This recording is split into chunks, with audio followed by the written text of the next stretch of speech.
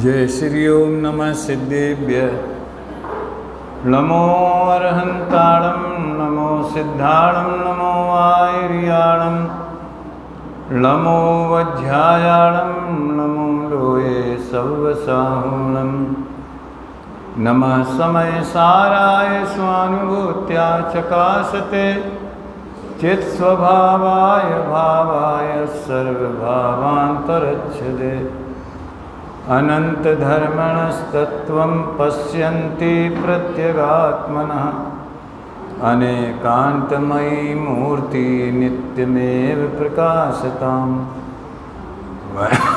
वन्दितु सर्वसिद्धे ध्रुवमचलमणोवमं गतिं पत्ते ओच्छामि समयपाहुड मिणिमो सुई केवली गणितम्।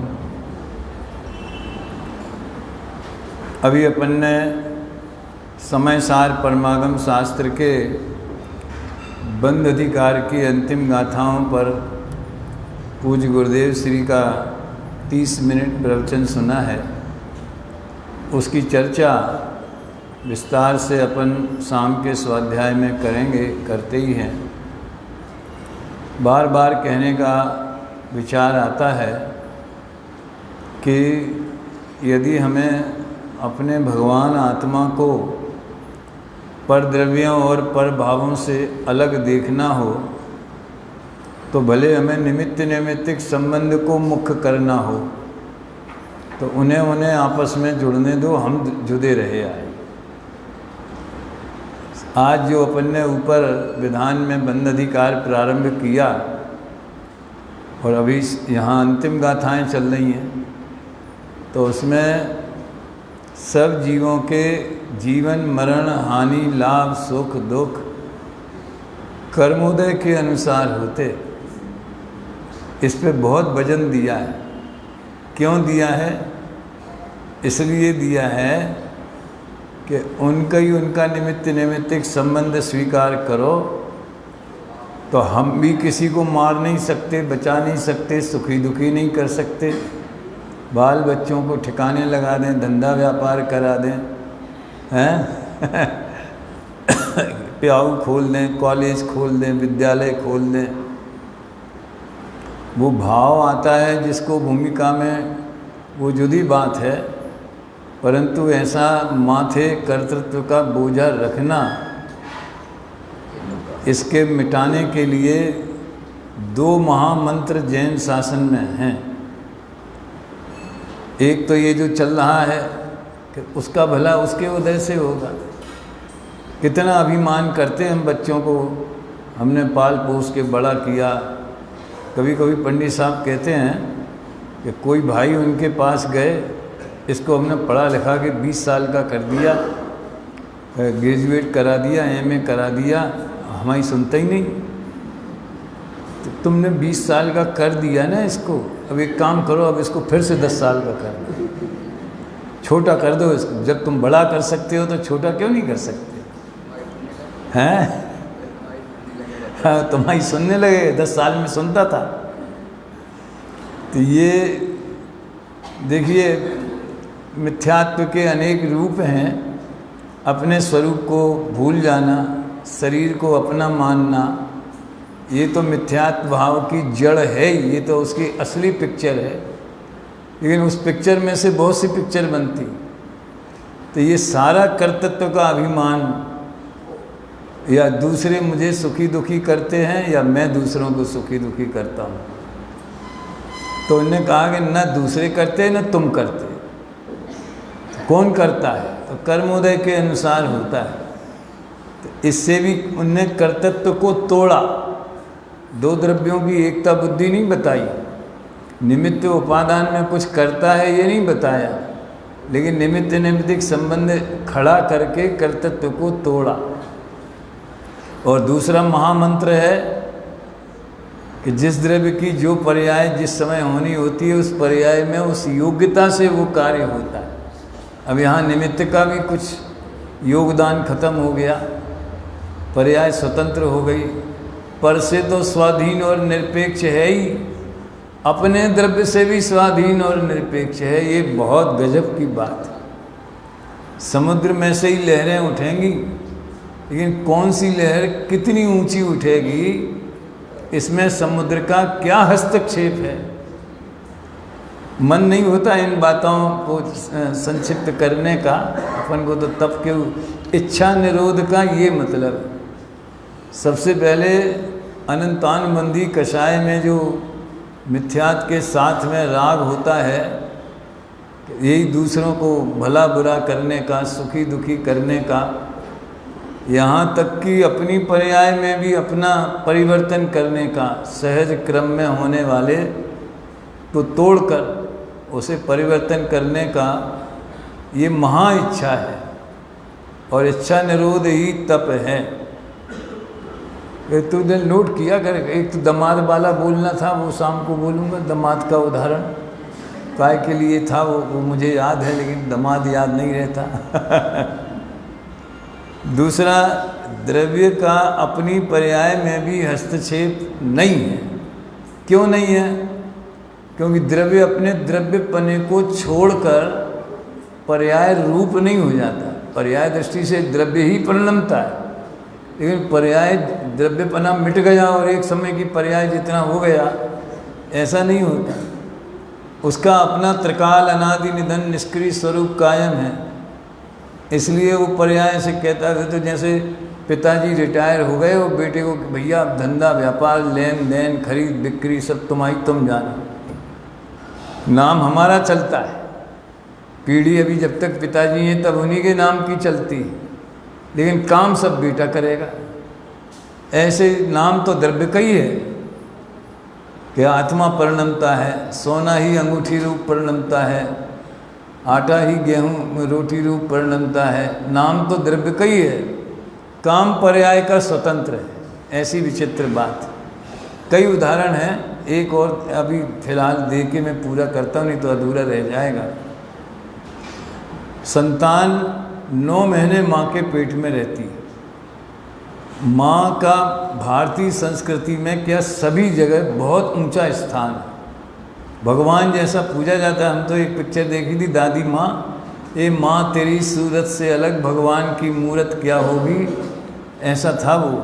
और है स्वर्ग इसी दुनिया में कदमों के तले तेरे।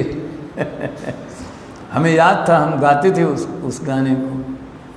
तो माँ का बहुत ऊंचा स्थान है, क्योंकि माँ ही संतान के गर्भ के जन्म के पालन पोषण के सारे दुख सहन करती। लेकिन माँ का क्या हस्तक्षेप है कि संतान कब होगी और कैसी होगी। ये प्रकृति का नियम है। कभी कभी उसको तोड़ के 7 महीने बाद भी हो जाती, 8 महीने बाद भी हो जाती। गुरुदेव 9.25 महीना गिनते हैं अपना गर्भकाल है। तो कब होगी वो डेट माँ फिक्स कर सकती? डॉक्टर तो अनुमान से कह देते हैं, उसके 2-4 घंटे आगे पीछे भी हो जाती। वो क्षण तो नहीं बता सकता ना कोई। फिर वो मेल चाइल्ड होगा कि फीमेल होगा, इसमें माँ का योगदान है कोई? अब राजस्थान में जहाँ पहले मतलब बेटी होना बड़ा पाप समझा जाता था, पता नहीं कैसी मूढ़ मान्यताएं लोगों की है, तो माँ को दोष देते थे। फिर बेटी पैदा कर दी, फिर बेटी पैदा कर दी। बताओ है माँ का क्या दोष है इसमें?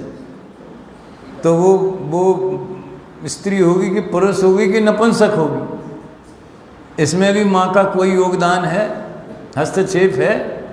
उसकी इच्छा, उसकी कोशिश, उसका पुरुषार्थ, उसका मंत्र तंत्र जंत्र पूजा पाठ कुछ भी कर ले रहे। सोचो सब, ये इस सोचना चाहिए। और फिर वो बच्चा होगा तो शास्त्री बनेगा कि पंडित बनेगा कि त्यागी बनेगा कि व्यापारी बनेगा, क्या बनेगा? माँ क्या कर लेगी? गोरा होगा कि काला होगा कि लंबा होगा कि ठिगना होगा? वो अपनी नाम कर्म की फैक्ट्री से सारा सिस्टम लेके आया। तो माँ बच्चे को जन्म देती है, लेकिन बच्चा का अस्तित्व स्वतंत्र है, माँ का उसमें कोई हस्तक्षेप नहीं है। ये तो 2 भिन्न भिन्न द्रव्य हैं। तो भी माँ को इतना ऊंचा स्थान दिया तो हमने उसको उदाहरण में लागू किया। ऐसे द्रव्य में से ही पर्याय पैदा होती, वही अनादि निधन पर्यायों का पिंड है। द्रव्य नहीं हो तो पर्याय नहीं हो सकती। वही कपड़ा नहीं हो तो कुर्ता कहाँ से बनेगा, बीज नहीं होगा तो वृक्ष कहाँ से होगा। तो द्रव्य ही मूल वस्तु, छह द्रव्य जीव पुद्गल धर्म, ये द्रव्य ही परिणमता है। लेकिन कब कौन सी पर्याय होगी, इसमें जो अनादि निधन ध्रुव ज्ञायक स्वभाव परमात्मा जो दृष्टि का विषय है, उसका अपनी पर्यायों पर कोई हस्तक्षेप नहीं है, इतना निर्भर है। किसी समझदार आदमी से उसके मित्र ने पूछा कि आपका बेटा 10वीं पास हो गया है, अब उसे डॉक्टर बनाओगे, इंजीनियर बनाओगे कि जयपुर भेज रहे, कोटा भेज, कहाँ भेज? तो समझदार आदमी क्या बोलेगा, जो वो बनेगा वो ही हम बना देंगे। हम कहें वो अपने माथे बोझा रखे। हमारे पिताजी ने हमारे बारे में सपना मतलब कल्पना की थी कि ये तो स्कूल में प्रिंसिपल बने तो अच्छा है, ज़्यादा व्यापार में मन लग, बुद्धि नहीं थी उतनी तुम्हारे जैसी और हमने भी नहीं सोचा था। जयपुर का विद्यालय सन 77 में खुला, 74 में हमने एम काम कर लिया। तो हमारी अच्छी बड़ी दुकान है, अभी भी हमारे भाई लोग संभालते हैं सब। तो वो उसमें हम बराबर ईमानदारी से अच्छे सेल्समैन थे, फुटकर दुकान में, मतलब कितनी भीड़ लगी रहे हमारा वो बैलेंस बिगड़ता नहीं था। तो 3 साल वो हमने किया डट के, और आगे क्या करना है कभी सोच, दुकानें करेंगे। अब जब जयपुर का खुल गया तो लाइन चेंज हो गई, हमने नहीं सोचा था। तो कहने का आशय ये कि हमारे सोचने से कुछ नहीं होता है। तो किसी हमारे सोचने से हमारा नहीं होता तो दूसरों को दुखी सुखी करें, बाल बच्चों को ठिकाने लगा दें।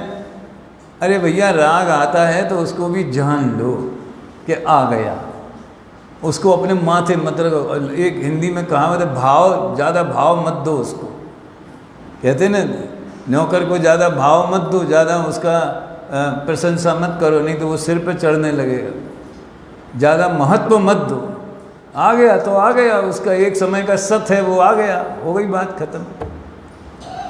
अब ये तप के साथ में कैसे मेल बैठेगा? इच्छा निरोधस तप है, ये तप का महामूल मंत्र है। तो इच्छाओं का निरोध, निरोध माने क्या होता है? लोक में एक प्रसिद्ध शब्द है निरोध, वो उत्पत्ति नहीं होने को निरोध कहते हैं। समझ में आया ना? हाँ, रोकने का नाम नहीं, वो सहज ही उस काल में उत्पन्न नहीं हुई इच्छा। तो सबसे बड़ी इच्छाएं जो जीव को अनंत संसार में भ्रमण कराती हैं, वे तो मिथ्यात्व और अनंतानबंदी वाली हैं। तो सम्यक दर्शन से ही इच्छाओं का निरोध चालू होता है असली। तो ये बाह्य जो है ना, अनशन अमोदर प्रतिसंख्यान बाह्य तप हैं, अंतरंग तप हैं, ये तो सब समझ लो एक बहिरंग प्रयत्न मात्र हैं। देखो अपन ने उभयाभाषी प्रकरण शुरू किया है दोपहर में, वो दोपहर में हो गया, लेकिन वो होना चाहिए शाम को कायदे से पब्लिक थोड़ा उस समय ज़्यादा लोगों को फुर्सत मिल रही, खैर जिसको सुनना हो वो तो कभी भी सुन सकता है। उसमें व्यवहाराभाषी में एक बात आती है, बच्चा पढ़ता है तो अपनी बुद्धि से और अपनी योग्यता से तो पढ़ता है ना। तो भी अच्छे स्कूल खोलो, अच्छे स्कूल में एडमिशन कराओ, समय पे वो स्कूल पहुंच जाए, उसके लिए रिक्शे की बस की व्यवस्था कर दो। बहुत बड़े आदमी हुए, 2-4 कारें हैं तो फिर ड्राइवर लगा दो कि भैया इतने बजे तुम इसको छोड़ आना। किताब कापी किताबें सब देते कि नहीं देते? उनसे पढ़ाई बुद्धि आ जाती है क्या? उससे ज्ञान हो जाता है क्या? हम दोनों बातें जानते हैं। वो अपनी मेहनत से पढ़ेगा तो भी हम उसे अच्छे स्कूल में भर्ती कराएंगे। ऐसा होता कि नहीं? मतलब मान्यता हमारी पक्की है कि अकेले स्कूल में भर्ती होने से कुछ नहीं होता। अकेले किताबें कापियाँ दे देने से, लाखों रुपए की फीस देने से वो कोई अब्दुल कलाम बन जाएगा, कि जगदीश चंद्र बसु बन जाएगा, हैं कि गुरुदेव जैसा महान पुरुष बन जाएगा, ऐसे कोई गारंटी नहीं। बाह्य साधन जुटाने मात्र से कुछ नहीं होता, होता तो अपने से है। तो अभी व्यवहार पद्धति ऐसी है कि हम बाह्य साधन जुटाए बिना रहते नहीं। ये मंदिर है, ये स्वाध्याय है, ये तो एक उदाहरण की बात है। मूल प्रकरण तो यहाँ इच्छा निरोध का है कि इच्छाओं का निरोध बाह्य साधन मात्र से नहीं होता, ये कहना है। अनशन अमोदर ये बाह्य साधन है, रस परित्याग ये बाह्य तप है, बहिरंग साधन है। ख्याल में स्वाध्याय भी एक विकल्प है। वो स्वाध्याय तो बहुत ऊंची चीज़ है, जिसे ध्यान के पहले उन्होंने कहा है स्वाध्याय परम तप, वो तो अंदर के स्वाध्याय की बात है, लेकिन उसका निमित्त ये बहिरंग स्वाध्याय है। गुरुदेव के प्रवचन में देवी तो शास्त्र स्वाध्याय ज्ञान मात्र से कुछ नहीं होता, पंडिताई की बातें नहीं है ये। और उन्हीं का उपदेश सुन के उनके ज़माने में जब ये विद्यालय नहीं खुला था तो लगभग 100 से भी कम ज़्यादा लोग होंगे जो 10 लक्षण में बाहर जाते थे। और वो गुरुदेव कहते थे पंडिताई की, उनकी सभा में पंडित बैठते थे बहुत, तो पंडिताई की चीज़ नहीं है, तो भी लोग पंडित बन जाते थे। तो बाह्य साधन जुटाना का भाव आता है, लेकिन तत्व निर्णय ये होना चाहिए कि इच्छा का निरोध तो इच्छा रहित जो स्वभाव है उसके अवलंबन से होता है। इच्छाएं सहज उत्पन्न नहीं होती। अब जब जान लिया कि वेद्य वेदक भावों का मेल नहीं बैठता, इच्छा करने से कोई फायदा नहीं। जब इच्छा करेंगे तब वस्तु नहीं होगी, जब वस्तु होगी तो इच्छा बदल जाएगी। ऐसा क्षणभंगुर स्वरूप है। तो भोगों में ऐसा ही होता है। वो अतीन्द्रिय आनंद में ये नियम लागू नहीं होता, अतीन्द्रिय भोग में। ये इंद्रिय भोग की बात है। ये आपने विचार किया कि यार अच्छी क्वालिटी की एक बढ़िया कार लेना है, तो वर्षों प्रयत्न करके नंबर लगा के पैसा जुटा के बैंक से लोन लेके कैसे करके वो कार ले ली। अब लेते ही से 2-4 दिन में उससे हमारा मन भर जाएगा, यूज करेंगे वर्षों और कल्पना करेंगे दूसरी गाड़ी की, यार वो इससे भी और अच्छी आई है। ये इलेक्ट्रॉनिक चीज़ों में तो यही हुआ ना, हैं क्षण क्षण में बदलती हैं डिजाइन। तो कवि ने लेकिन एक व्यवहारिक धरातल पर तप की महिमा बताई है, क्योंकि इच्छा माने राग, राग द्वेष, द्वेष भी इच्छा है, अनिष्ट वस्तु को दूर करने की इच्छा है। समझ में आया ना, राग द्वेष ये इच्छा है, और इनका जन्म होता है मोह से, मिथ्यात्व से। तो तप चाहे सुर राय, मैं उस पर थोड़ा चर्चा करना चाहता हूँ। बोले अपन सब, तप चाहे सुर राय, कर्म शिखर को वज्र, द्वादश विधि सुखदाय, क्यों न करे निज सक। देखो मनुष्य गति की ऐसी विचित्रता है कि कोई अच्छा शरीर तो है नहीं मनुष्य गति में। अब तीर्थंकरों की बात दूसरी की, बच्चे विश्व नाराज संगनन है, हड्डी और खून वगैरह सब उनका पवित्र है। माता के गर्भ में भी ऐसे रखे रहते हैं जैसे रत्नों की पिटारे में रत्न रखे हो। न माता को कुछ कष्ट है, न माता को वो गर्भ में वो बढ़ता भी नहीं है, वो ऐसा पता नहीं चलता कि गर्भ है, और सहज ही मतलब उत्पत्ति हो जाए। लेकिन एक बात है कि इंद्र ऐसी व्यवस्था, और तो सब व्यवस्था कर देगा कि माता को तकलीफ ना हो, बालक को तकलीफ ना हो, और जन्म में तो अतिशय हो गए, धुंध भी बचे, हम आएंगे क्षीरोदधि में ले जाएंगे, वो तो सब नाच गाना कर देगा। लेकिन गर्भ में ही ना आना पड़े ऐसा नहीं कर सकता। हम पंच कल्याणक में बोलते गर्भ कल्याण, जन्म कल्याणक, गर्भ कल्याणक में प्रकृति के नियमों का पालन सबको करना पड़ता। गर्भ में ही ना आना पड़े, वो जैसे ही टपक जाओ, हम टपकाएँ देते हैं, तुम्हारा शरीर हम बना देंगे। इंद्र में ताकत है। दूसरा, एक इंद्र इतना सामर्थ्यवान होते हुए भी मनुष्य लोक की जो मर्यादाएं हैं उनका कितना पालन करते हैं, अनुशासन का। क्या वो हवा बन के विक्रिया रिद्धि से मच्छर जैसा छोटा शरीर बना के वो प्रसूति गृह में नहीं जा सकते? इंद्राणी को क्यों कहते हैं? देवी तुम प्रसूति गृह जाओ, सर्वप्रथम सुत दर्शन पाओ, कष्ट न किंचित हो माता को, माया मई सुत दे कर आओ, जीवन सफल बनाओ बनाओ घर घर। तो वो खुद जा सकता है, लेकिन उसे पता है मनुष्य लोक की ऐसी मर्यादा है कि वो स्थान मात्र महिलाओं के लिए ही सुरक्षित है, पुरुषों का वहाँ जाना वर्जित है। ज्ञान में सब रहता है, लेकिन जो मर्यादा है सो है।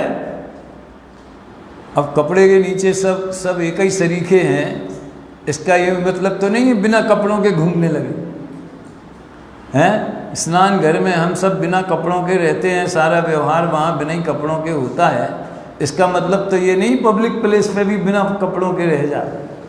हर स्थान की, द्रव्य की, क्षेत्र की, काल की, भाव की मर्यादाएं होती हैं। इंद्र इतना ध्यान रखते हैं। आपको इंद्र बनना हो तो आप भी रखो है। इच्छाओं का निरोध। अब मुझे तो मनुष्य शरीर की बात कहना है, तीर्थंकरों के पुण्य की बात अलग है, लेकिन हमारा सुकमाल का सरसों का दाना भी चुभता था, इतना नाजुक शरीर। समझ में आए ना? उनसे थोड़ा सा अच्छा तो हमारा है कि हम यहाँ सवेरे बिना चप्पल के भी घूमने लगे कि भाई देखें थोड़ा मतलब ज़मीन के आदमी कहलाए ना, कम से कम ज़मीन से जुड़ जाए ना। तो लेकिन आश्चर्य की बात यह है कि साधना की पूर्णता ये ऐसे ही सड़े गले औदारिक शरीर के संयोग वाले जीव को होती है। ये क्यों होता है ये मेरी समझ में नहीं आता। ये सोचने की बात है। अभी मैंने पूरा सोचा नहीं है कि क्या है, ये बताता हूँ। हमसे अच्छा तो देवों का शरीर है ना, इंद्रों का शरीर हमसे तो बढ़िया है ना। खांसी नहीं, जुकाम नहीं, कोरोना नहीं है, श्वास की बीमारी नहीं, मलमूत्र नहीं, पसीना नहीं। हाँ, 33,000 वर्ष तक भूख नहीं लगती सर्वार्थ सिद्धि वाले देवों को। बोलो आप। लेकिन उन्हें इच्छाओं का निरोध नहीं है। हैं कौन सी इच्छाएं, ये तो बताओ उनकी। बाहर में ऐसा कोई काम दिखता नहीं है जिससे उनकी इच्छाएं, बैठे रहते हैं आराम से अपने एरिया में, 4 जने मिलकर जो भी देव होंगे। तो लोग कहते हैं कि ऐसी तत्व चर्चा करते हैं कि वे एक बात जो आ गई वो दोबारा रिपीट नहीं होती। अभी कहीं आती होगी शास्त्र में, आपको मालूम होगी, हमने तो पढ़ी नहीं सुनी है।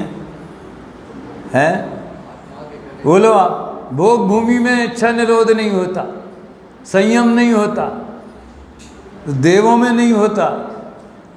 स्वर्ग नरक पशु गति में नाही, आलस हरन करन सुख ठाही। यही है ना। कर्म शिखर को वज्र है, तो तप की महिमा अंदर चैतन्य प्रतिपन्नम। देखो 7वीं गाथा याद आ गई प्रवचन सार की, उसमें बढ़िया परिभाषा दी है। स्वरूप विश्रांत निस्तरंग चैतन्य प्रतिपन्नम इति तपा।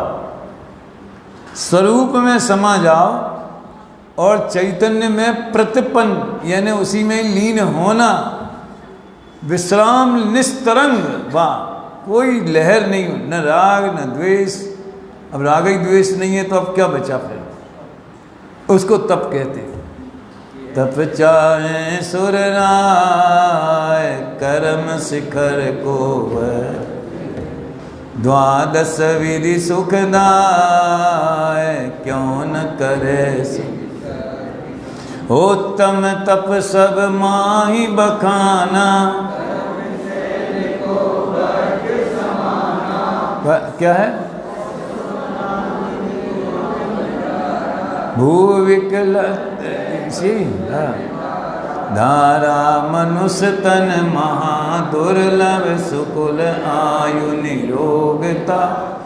जैन वाणी तत्वज्ञानी भई, अति महादुर्लभ त्याग विषय कषाय जो तप आदरे, भव अनुपम कनक घट पर मणिमयी कलशा। महिमा वाचक है ज़्यादा, एक पंक्ति बहुत मालूम। त्याग भी आ गया इसमें, कल अपने को त्याग की चर्चा करना है। एक तप कोई अलग होवे और त्याग कोई अलग होवे, ऐसा थोड़ी हो, तो समझाने की बात है। अति महादुर्लभ ये तप जो है, क्योंकि इच्छाओं का निरोध महादुर्लभ है।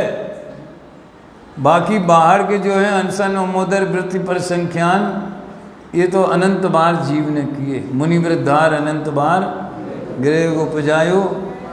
देखो ये एक और सावधानी की बात है कि जब जब ये पंक्तियाँ आती हैं तो हमारी नज़र कहाँ जाती है? हम समझते हैं कि ये तो जिनने मुनि व्रत धारण किया है ना, उनके लिए है, उनकी गलती है। हम तो बहुत समझदार, हमने नहीं किया। हम बड़े अच्छे समझदार ज्ञानी धर्मात्मा पंडित हैं कि हम मुनि व्रत धारण नहीं कर रहे। उसमें क्या फ़ायदा, वो तो अनंत बार किया। ये महा भूल वाला और विपरीत चिंतन है। इन पंक्तियों में हमें किसी दूसरे का वर्तमान देखने के बजाय अपना भूतकाल देखना चाहिए। हमारी तुम्हारी कथा है, अपन सबकी कथा है, सब जीवों की, कि अनंत बार हमने भी मुनिवत धारण भाव पाठ पढ़ो, भाव पाहुट कितने पिछी कमंडल इकट्ठे किए जाएं तो सिमर। ये मुनि धर्म की निंदा के लिए नहीं है, न इसमें निंदा है। क्या कहा?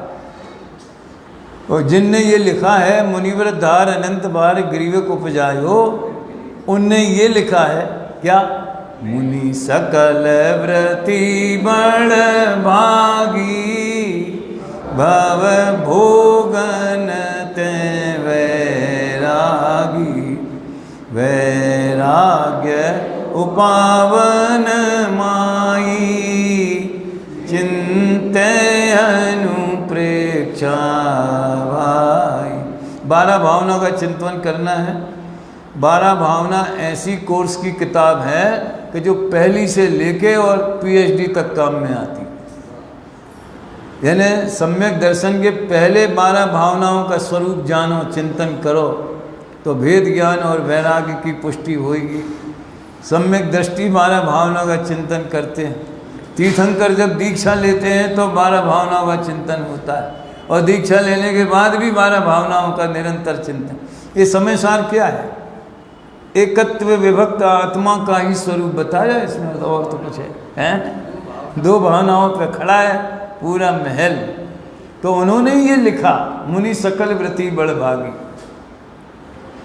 दूसरे लोग हमारे बारे में क्या सोचते हैं, इससे तो हमें कोई ज़्यादा लेना देना नहीं होना चाहिए, नहीं तो उपयोग अपना बर्बाद होता है और आग वेश खड़े होते हैं। लेकिन हम तो कम से कम सही समझें सत्य स्वरूप को। हम ही ऐसा समझ ले कि ये तो मुनि धर्म की निंदा इसमें करी है तो गए काम से। फिर तो ये तो अज्ञान दशा में होने वाला जो मात्र बाह्य आचरण है उसका निषेध किया है। क्या बोला? आत्म अनात्म के ज्ञानहीन, जे जे करनी तन करन छीन, ते सब मिथ्याचारित्र त्याग, अब आत्म के हित पंथ लाग। बैलेंस होना चाहिए और सत्य स्वरूप का विचार होना चाहिए। तो ये दुर्लभ क्यों है? क्योंकि इच्छाओं का निरोध नहीं हो पाता और बाकी सब जीव धर्म के नाम पे कर लेता है। दान कर लेता, पूजा कर लेता, विधान कर लेता, तीर्थ यात्रा कर लेता है, उपवास कर लेता है, अमोदर कर लेता है। आपको ज़्यादा ये 12 तपों के बारे में पढ़ना हो तो डॉक्टर साहब ने जो लिखा है धर्म के 10 लक्षण में, उत्तम तप का निबंध जरूर पढ़ना। ये एक ही नियम तो लियो कम से कम, जो शुरू से मैं कह रहा हूँ है। अब तो निकल गए, तो आज तो कौन सा है? 9वां दिन है, 7वां। अब जितने बच्चे उतने ही सही हैं। अभी नहीं पढ़ पाओ, मान लो कोई व्यस्त हो तो बाद में पढ़ लेना, तो पढ़ना जरूर, उसमें बहुत वैज्ञानिक और तार्किक विश्लेषण है। अनशन से ज़्यादा इच्छा निरोध अमोदर्य में।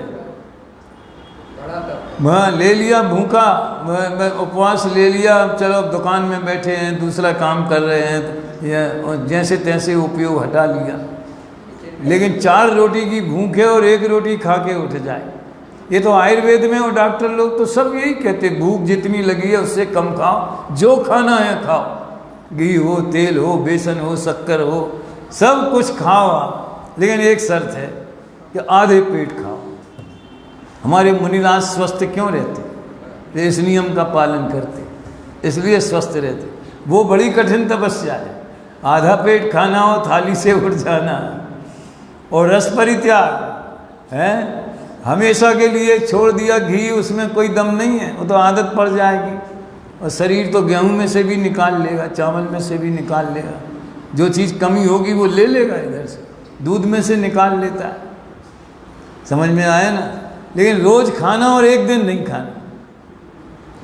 साप्ताहिक बना है ना नियम, कभी दूध की, कभी दही की, कभी घी की, कभी नमक की, इन चीज़ों की रसी होती है ना, तो एक दिन नहीं खाना। तब पता चलता है कि हमें रसना इंद्री के इस रस की कितनी लोलुपता है।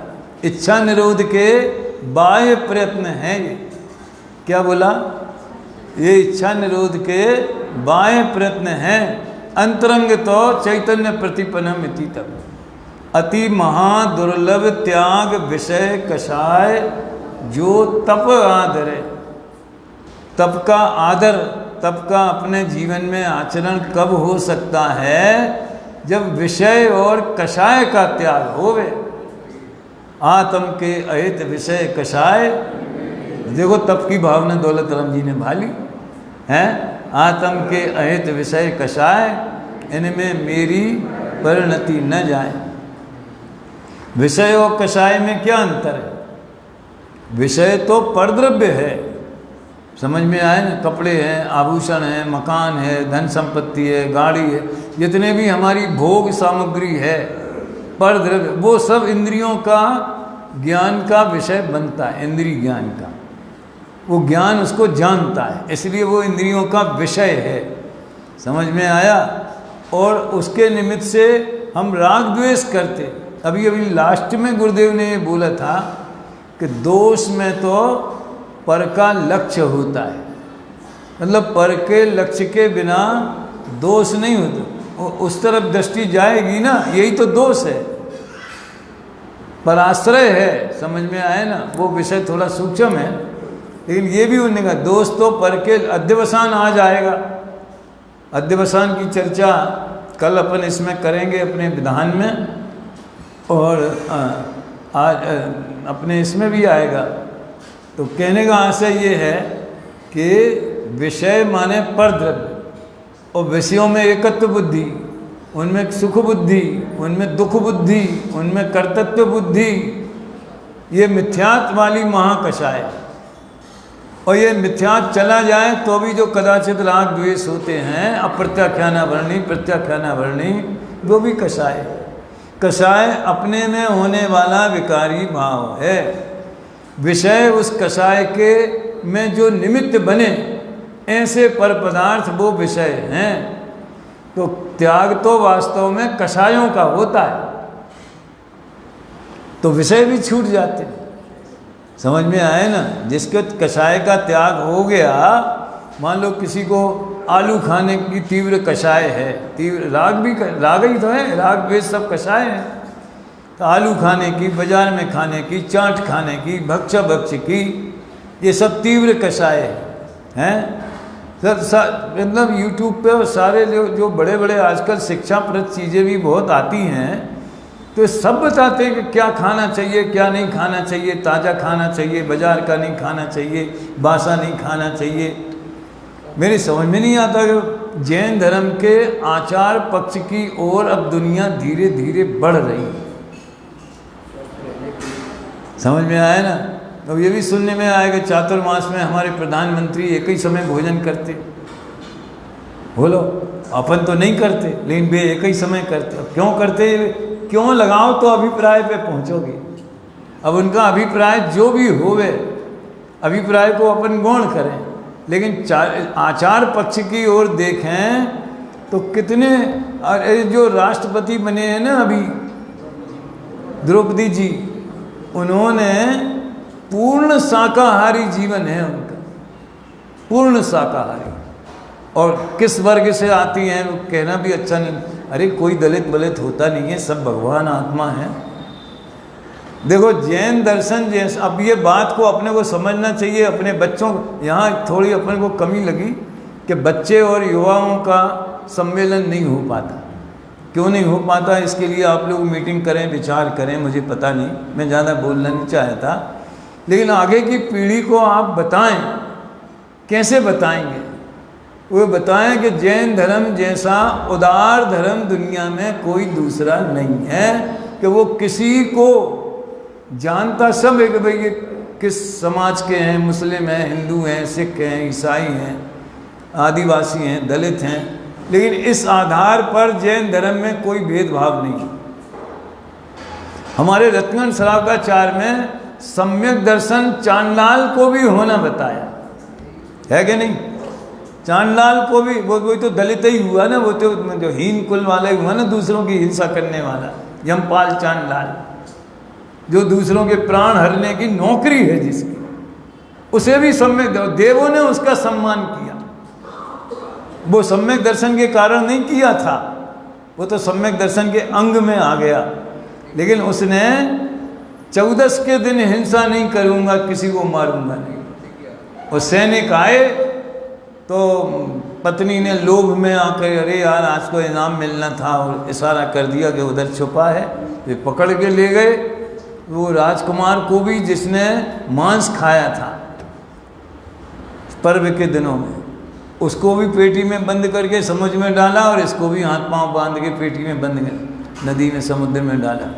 वो तो बेचारा डूब गया, और देव आकर के इसका सम्मान, देव चांडाल का सम्मान करते हैं। अगर वो चतुर्दशी के दिन अहिंसा, बाह्य अहिंसा, आत्मा की तो बात बहुत ऊंची है, वो तो उसके अंदर की बात होगी, उसका सम्मान करते हैं।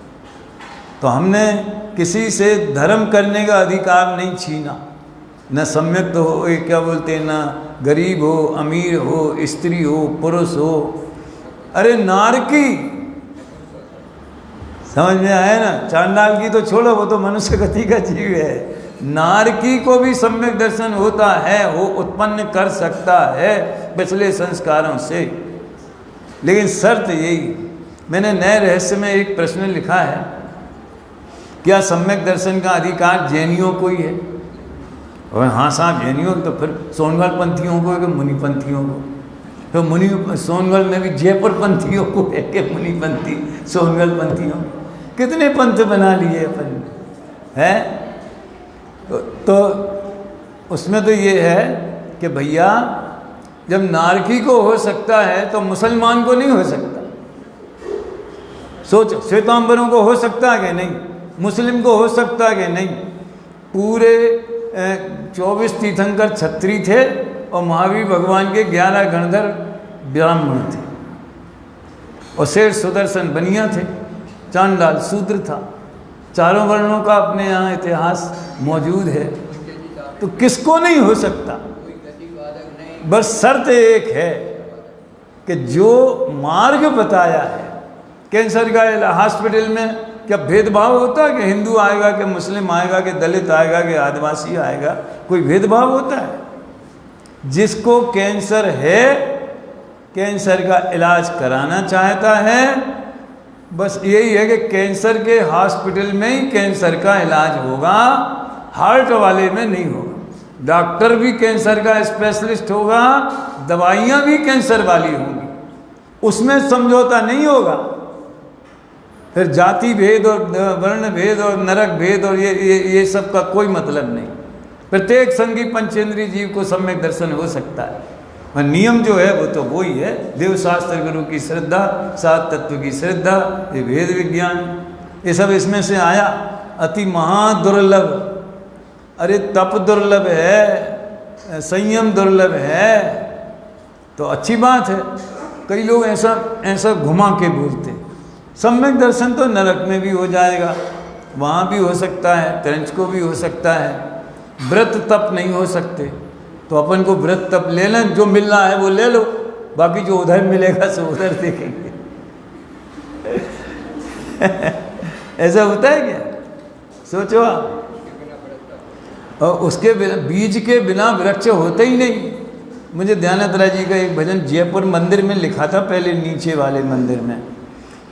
धिक धिक जीवन समकित बिना, दानशील व्रत तप श्रुत पूजा, आत्म हेत न एक गिना, धिक धिक जीव। कैसे लिखा होगा, क्या सोचा होगा। और भी एक दो कड़ियाँ हैं। ज्यों बिन कंत कामनी शोभा, नीव बिना मंदिर चुनना, जैसे बिना एक के बिंदी, इन आदि जानो निपुणा, धिक धिक जीवन समकित। शायद ध्यानात राय जी का है। और एक हमारे दूसरे कवि, अब मेरे समकित सावन आजकल मंगलायतन वाले निकाल रहे हैं सब, पुराने कवियों की मंगलायतन ने भी निकाली, पारला वाले भी निकाले। हम वर्षों से कहते रहे कि हमने अपनी जो भक्ति सरोवर की रिकॉर्डिंग चालू की, उद्देश्य वो नहीं था, वो तो ट्रायल थी। फिर बात बढ़ गई आगे। ट्रायल ऐसी थी कि इनको रिकॉर्डिंग करवा के देखें पैसा मिलता है कि नहीं, दानदाता मिलते कि नहीं, गायक मिलते कि नहीं, समागम पूरा टीम मिलती कि नहीं। तो एक दो की हमने करवाई। वो बम्बई में एक बहन गाती थी, तो उससे कहा कि तुम हमारी रिकॉर्डिंग करवा दो। सब मिल गया। फिर वो 12 कैसेट बन गई। ये उद्देश्य ये था कि पुराने कवियों की जो रचनाएं हैं, वो तुम्हारे कवि दरबार जैसी वो रचनाएं समाज के सामने आनी चाहिए। मैं तो कई जगह अपने विद्यार्थियों को कहता हूँ जो विद्यालय चलाते हैं, आप लोग भी अपने अगले साल 10 लक्षण हो गए तो जो बच्चा पुराने कवि का एक भजन गा के सुनाएगा, प्रवचन के बाद में हर बच्चे का नंबर लगाइए कि आज तेरा है, आज तेरा है, आज तेरा है, और उसको अच्छा पुरस्कार दीजिए। 500 रुपया, 1000 रुपया, सर्टिफिकेट। समझ, बच्चों को तो यही है ना साधन। लेकिन अब मेरे समकित सावन आयो गावे, नरखत जिन चंद्र बदन गावे। आधुनिक नहीं, अशरीरी सिद्ध भगवान नहीं गवाना भले, समझ में आया ना, लेकिन जो उसमें है वो गवान। तो अब धीरे धीरे वो बात आई सामने। तो विषय कषाय का त्याग, ये इस पर अपनी बात चल रही थी। पंडित जी ने इसी को बेस बनाया। देखो, तप निज में ही हो विश्रांत, इच्छाएं हो जावे शांत, वाह। सब ही सुख की इच्छा करें, आत्मबोध बिन सुख नहीं लहें, ज्यों ज्यों भोग संयोग लहाए, वाह। आशा तृष्णा बढ़ती जाए, इच्छा पूरी कबहु न होए, करो निरोध सहज तप होए, 12 भेद व्यवहार कहाए, निश्चय तप सब कर्म नसाए, अपनी अपनी शक्ति प्रमाण, उत्तम तपधारो बुद्धिमान। वही थीम है इसमें। और वो आया ना, आशा ज्यों ज्यों भोग संयोग लहाए, आशा तृष्णा बढ़ती जाए। सोचा करता हूँ भोगों से, बुझ जावेगी इच्छा ज्वाला, परिणाम निकलता है लेकिन मानो पावक में। उसी का चित्रण है। और सब ही सुख की इच्छा करें, ये दूसरी पंक्ति। सुख सब चाहें लेकिन आत्मबोध बिन सुख नहीं लहे। सुख चाहना अलग बात है, सुख का स्वरूप समझना, उसका सच्चा उपाय समझना, फिर उसे अपने श्रद्धा ज्ञान चारित्र में अवतरित करना, वो अलग चीज़। चाहने से तो क्या होता है, चाहने से तो कुछ भी चाह लो ना, उसमें क्या क्या दिक्कत है, हैं? लेकिन उसका मार्ग जो है अपनी अपनी शक्ति प्रमाण। देखो, शक्ति शब्द से प्रायः हम शारीरिक शक्ति समझते, कहीं हमें उपवास करने की शक्ति नहीं है। शुगर की बीमारी है, सवेरे हमें भी दवाई लेनी पड़ती है, हैं? किसी की लो हो जाती है, उसको मिठाई भी खानी पड़ती है। मैं तो कहता हूँ धन्य भाग्य हैं उनके, लेकिन वो हाई से लो बहुत खतरनाक है। खैर, तो शारीरिक शक्ति तो एक उपचरित बात है, असली तो आत्मा में होना है ना। उत्तम तप का जन्म तो आत्मा में होना है ना। तो शक्ति आत्मा की चाहिए कि शरीर की चाहिए?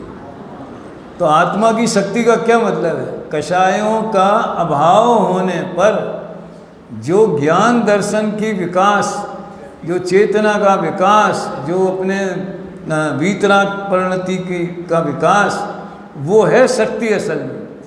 उस शक्ति के बल पे मुनिराज ये बहिरंग तप तपते हैं। कोई शारीरिक तप शक्ति मात्र की बात नहीं है। ये बहुत सुंदर प्रकरण है और इसमें अपने को थोड़ा, मुझे आज बंद अधिकार के बारे में विशेष चर्चा करने का भाव है। अभी तो है ना थोड़ा पाँच, इसको मुख्य तो ये रखा था, अब ये हो गया गौण और ये हो गया मुख्य। इससे कभी कभी गुरुदेव भी कहते हैं जो आना होगा वो आएगा, कोई अपने हाथ में थोड़ी है। लेकिन कुछ भी आवे, अपना प्रयोजन तो भेद विज्ञान और वीतरागता के पोषण का होना चाहिए। स्वाध्याय का यही फल है। भेद विज्ञान उत्पन्न होना वो तात्कालिक फल है, समझ लो। स्वाध्याय उसी को कहते हैं। और क्रमशः वीतरागता बढ़ती जावे। मैंने अभी पहले ही कहा था कि एक पॉलिसी टोरलमल जी ने बनाई है 7वें अधिकार के निश्चयाभासी प्रकरण में। ध्यान रहा तो शाम को वो पंक्तियां भी बता दूंगा। श्री गुरु तो सबके उपकारी हैं, ऐसा सबका भला। सबका माने क्या? हिंदू मुस्लिम ऐसे सबका नहीं। जो आत्मा को राग का कर्ता मानते हैं, राग को आत्मा का स्वभाव मानते हैं, श्री गुरु ने उनका भी भला किया। क्या भैया, ये तुम्हारा स्वभाव नहीं है, ये तो पर के लक्ष्य से होने वाला विकारी परिणाम है। ख्याल में आए ना? कर्मोदय के बिना राग नहीं होता। और जितना भी ये तुम्हारे सुख दुख जीवन मरण हानि लाभ हैं, ये सब कर्मोदय के निमित्त से ही होते। तुम होते कौन हो करने वाले? देखो गहरी बात है। आज आपने बहुत बढ़िया बात कहा। आपका नाम क्या? राजेश जी। नाम में तो सकल सबकी थोड़ी थोड़ी पहचानने लगा हूँ। अब ऐसा है ना, जब तक नाम गाँव जानो तब तक चले जाएंगे तो फ़ायदा क्या है मेरे याद रखने से। इनने इतना बढ़िया शब्द बोला कि मेरी तबीयत खुश हो गई कि सारा लोड जो हमारे ऊपर है ना, ये प्रारंभ की 10 गाथाओं वाला है। जो प्रारंभ के आज जितनी चली बंद अधिकार की, यही लोड है। क्या कि या तो दूसरों का भला करना और थोड़ा परोपकार की बुद्धि नहीं हुई, जरा स्वार्थ की बुद्धि, लौकिक स्वार्थ की ज़्यादा हुई। अरे दूसरों से क्या लेना दें, अपने खाओ पियो मस्त रहो, हैं? और क्या बोलते हैं, कमाओ खाओ, मेहनत करो। मेहनत करने से आदमी क्या नहीं कर सकता। मैं देखो कई बातें कहता हूँ पुण्य के उदय का। आज के परिदृश्य में भी ये प्रसंग बनते हुए देखे जाते हैं। एक प्रधानमंत्री और एक राष्ट्रपति, क्या वे अपनी मेहनत से प्रधानमंत्री बने थे? मनमोहन सिंह जी,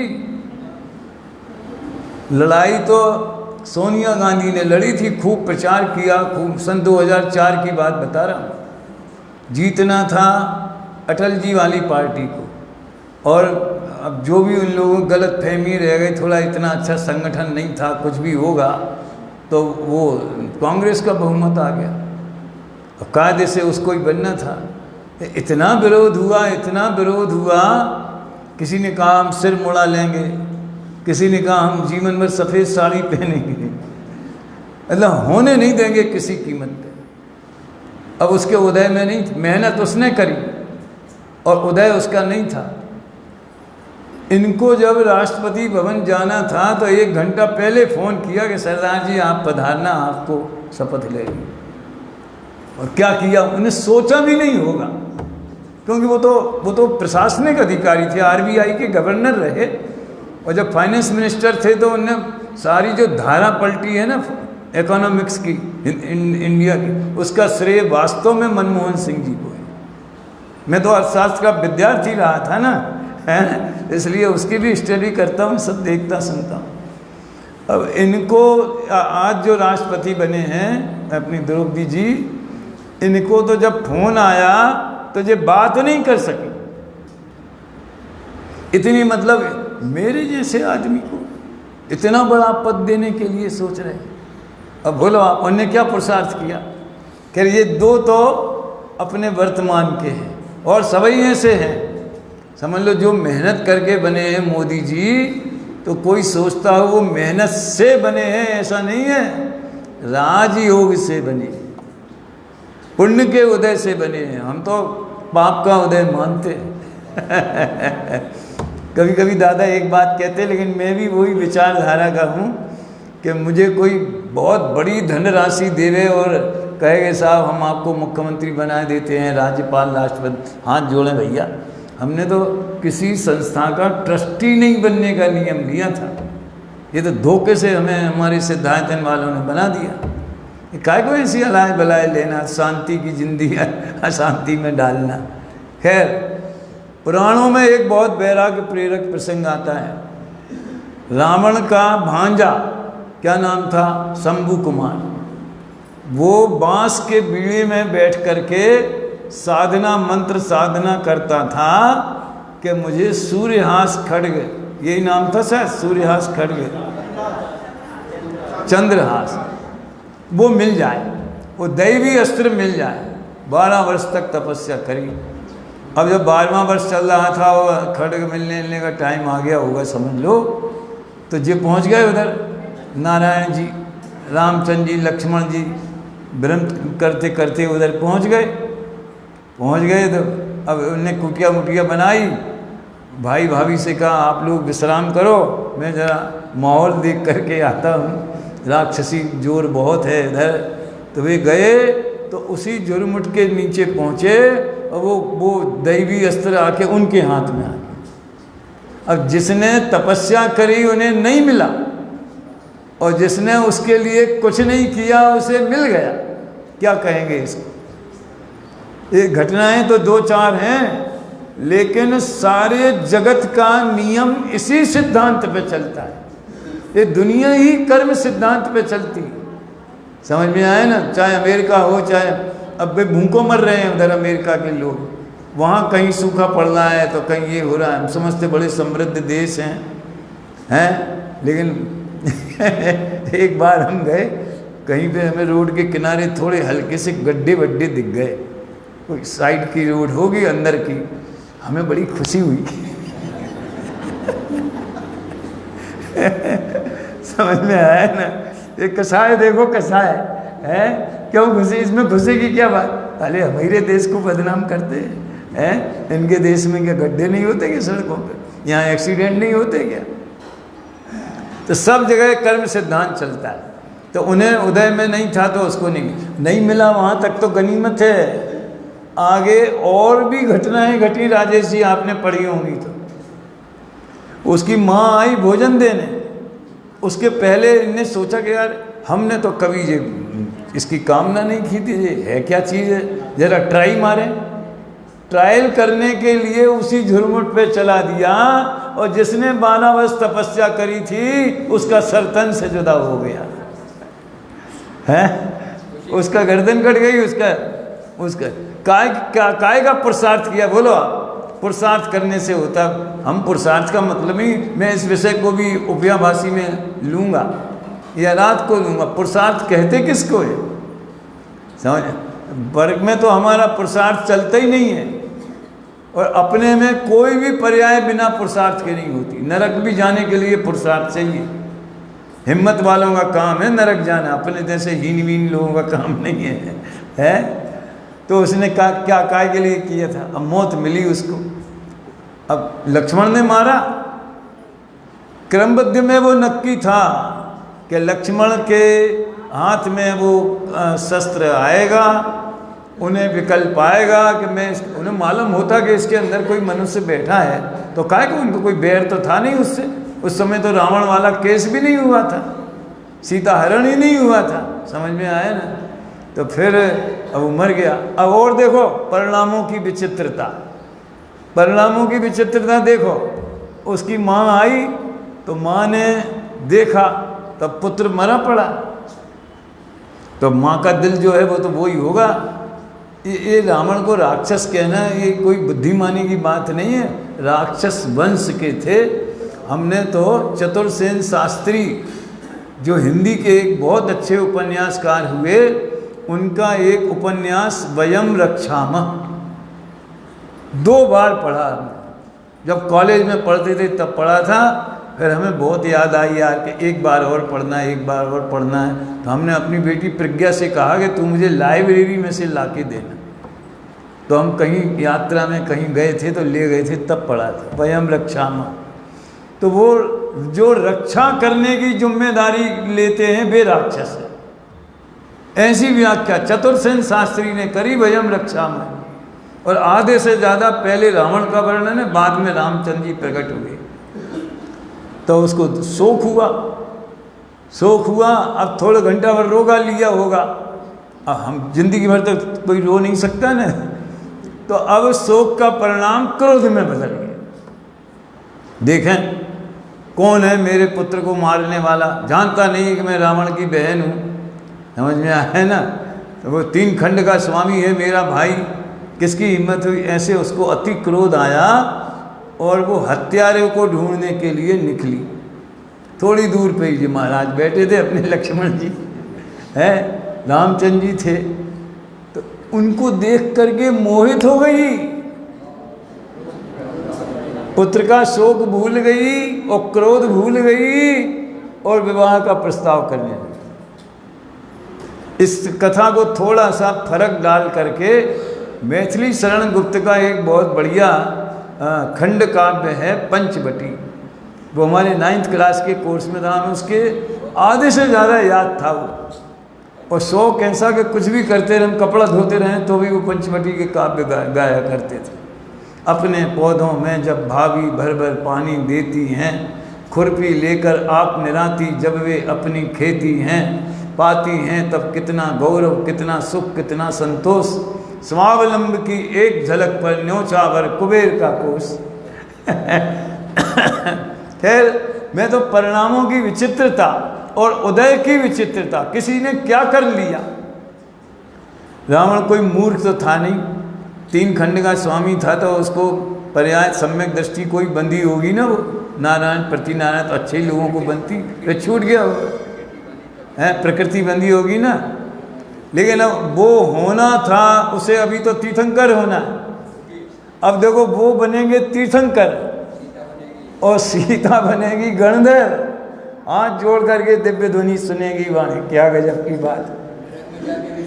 और नरक में जाके संबोधन किया। चलो देखो सीता के जीव के परिणाम, रावण को याद करके उसे द्वेष नहीं हुआ, उसे क्रोध नहीं आया कि इसने मुझे 6 महीने तक पति से वंचित रखा, मेरे कारण इतने लोगों को मारा, मुझे प्राप्त करने के लिए हमारे पति से युद्ध किया, तो उसको क्रोध आ सकता था, लेकिन नहीं आया। उसको करुणा आई, अरे राम राम, देखो ज्ञानी जीव के परिणाम, उसको करुणा आई, कैसे उसने परिणाम किए, कैसी मति मारी गई। और अब कहाँ है, तो देखा अपना दिव्य ज्ञान, उस गूगल की तो ज़रूरत पड़ती नहीं उनको है, तो उन्हें अपना दिव्य ज्ञान देखा नरक में। तो लक्ष्मण को और रावण को दोनों को संबोधन करने के लिए वो जीव नरक पहुंचा, समझ में आया ना, संबोधन किया और कही चलो हम तुम्हें ले चलें, तो उठाया तो शरीर पारे की भांति छिन्न भिन्न हो, वैसे ही शरीर होता है ना, व्यक्ति शरीर। तो उन लोगों ने क्या, पद्म पुराण, इस पद्म पुराण तो प्रथमान योग का अध्यात्म शास्त्र है, प्रथमान योग का अध्यात्म पद्म पुराण। और आशाधर जी का अनगार धर्मामृत चरणान योग का आध्यात्मिक ग्रंथ है, बड़ी सुंदर भाषा और बहुत सुंदर आध्यात्मिक वर्णन है अनगार धर्मामृत में। तो उनने कहा कि देखो हमने जो कर्म बंद किया है और जो हमारी जब तक आयु है तब तक हमें यहाँ रहना पड़ेगा, अब हम भोगेंगे और आप तो जाओ स्वर्ग में अपने आराम से साधना करो। और थोड़ी सी सुना दूँ 2 मिनट पद्म पुराण के रहस्य है। ये सब जिन जिन घटनाओं से उदय की विचित्रता और समझ लीजिए जो भी शिक्षाएं मिलती हैं, वेद विज्ञान और वीतरागता का पोषण, उनका संकलन करके निकालो। मयंक कुमार पद्म पुराण का रहस्य करके एक किताब लिखो, समझ में आया ना, तू भी लिख सकता है, थोड़ी सी आइडिया देता हूँ।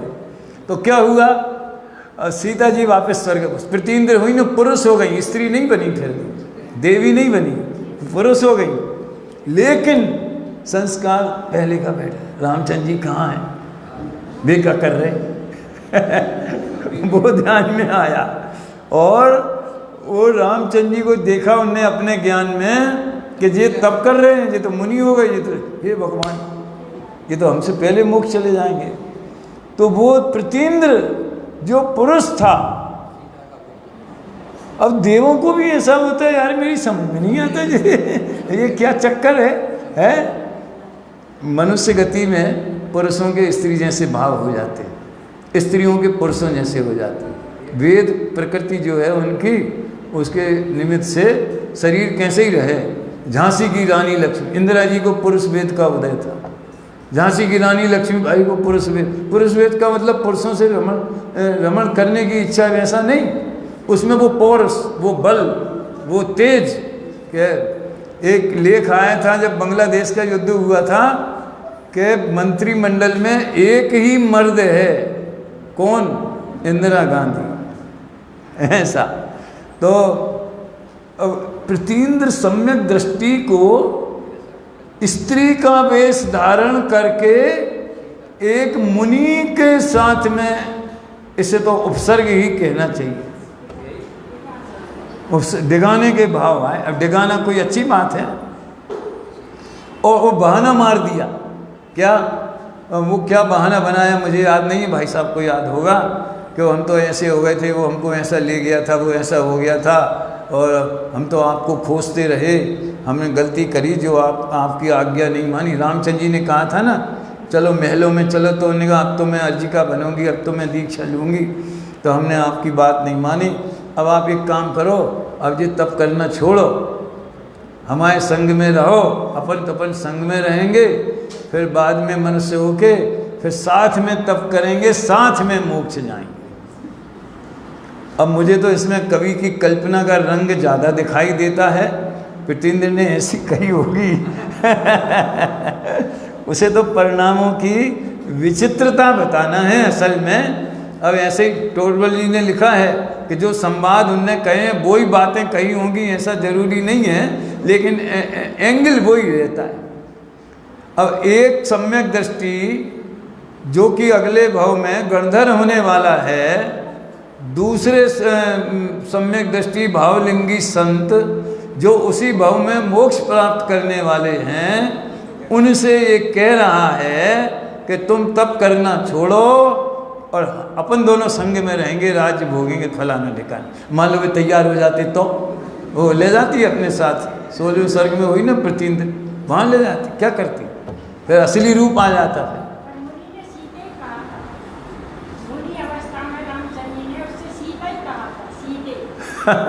अब उन्हें अपना उपयोग नहीं लगाया होगा कि ये सीता है कि देव है, और वो सीता बन के आई थी ना, ऋजुसूत्र नय से सीता ही थी, ऋजुसूत्र नय से या एवं भूत नय से सीता ही थी।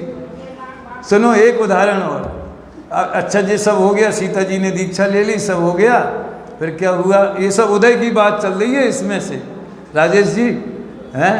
तो उन्हें क्या, लव कुश जो हैं अब राज करने लगे, राम लक्ष्मण जैसे तैसे, सीता चली गई कोई बात नहीं, अब अपनी समाज 8000 तो थी रामचंद्र जी की। तो लव कुश को मुनि बनने के भाव आए।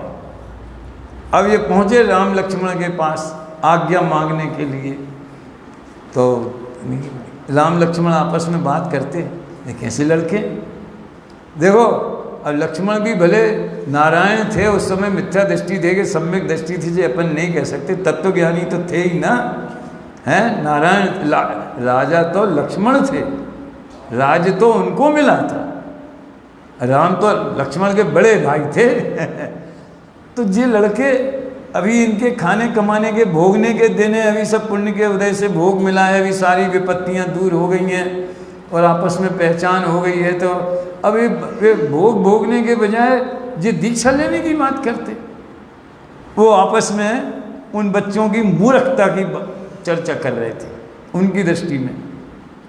अभी लव कुश क्या कहते मालूम, खुद तो मुनि होते नहीं है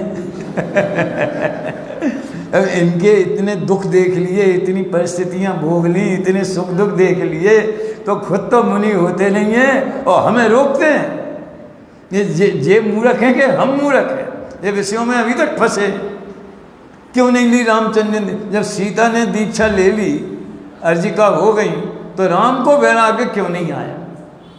जिस समय जो पर्याय होनी होती है वो ही होती है, जो सुनिश्चित है कि भाई 6 महीने तक कंधे पर रखेंगे, विब्बल होंगे, देव संबोधन करेंगे, फिर दीक्षा लेंगे, वे पर्याय कहाँ चली जाएंगी, तुरंत ही दीक्षा ले लेते थे। इससे होनहार और काल लब्धि अटल चीज़ें हैं। चलो हो गया बहुत, ये तो हरि अनंत, हरि कथा अनंता, बाकी शाम को देखेंगे।